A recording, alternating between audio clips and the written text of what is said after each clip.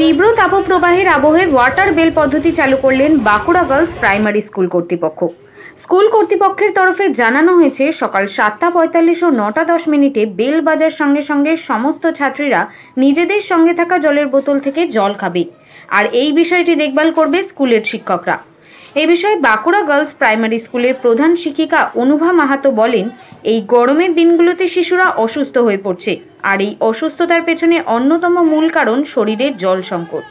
আর সেই কারণে শিক্ষক শিক্ষিকাদের তদারকিতে ছাত্ররা জল পান করবে বলেই তিনি জানান।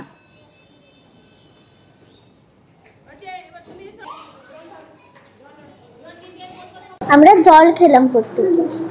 কেন জলের প্রয়োজন কতটা? আমাদের জলের প্রয়োজন অনেক। কেন এই গরমে আমাদেরকে জল ছাড়া আমাদের অনেক শরীর থেকে ঘাম বেরিয়ে যায়। হ্যাঁ, কষ্ট হয়।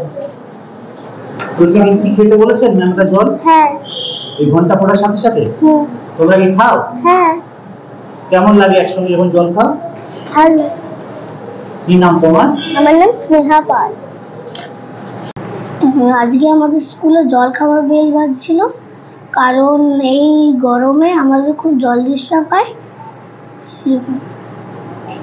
জানেন যে এর আগে উড়িষ্যাতে জলঘণ্টা বা ওয়াটার বেল চালু হয়েছে। আমাদের পশ্চিমবঙ্গেও একই সমস্যা, ক্রমবর্ধমান তাপমাত্রা, এবং আমাদের বাঁকুড়াতে তাপমাত্রা প্রায় 42 ডিগ্রির ওপরে উঠে গেছে। ছোট শিশুদের মধ্যে অসুস্থতার হার অনেক বেশি দেখা যাচ্ছে। শরীরে জলের অভাব এর প্রধান কারণ। সেই জন্য আমরা ঠিক করেছি যে স্কুল চলাকালীন দুবার, একবার 7:45 এবং একবার 9:10, এই দুবার আমাদের স্কুলে বেল বাজবে। এবং সেই সময়ে যে সমস্ত শিক্ষার্থীরা ক্লাস চলাকালীন সবাই আমাদের টিচারদের উপস্থিতিতে, তাদের তদারকিতে প্রত্যেকে জল পান করবে, যাতে তাদের শরীরে এই জলের অভাবটা মেটে। মাঝখানে আমাদের টিফিন আওয়ার আছে 8:30, সেই সময় তো বাচ্চারা জলপান করছেই, তাই শারীরিক সমস্যা থেকে আমরা কিছুটা হলেও তাদের দূরে রাখতে পারবো আশা করছি।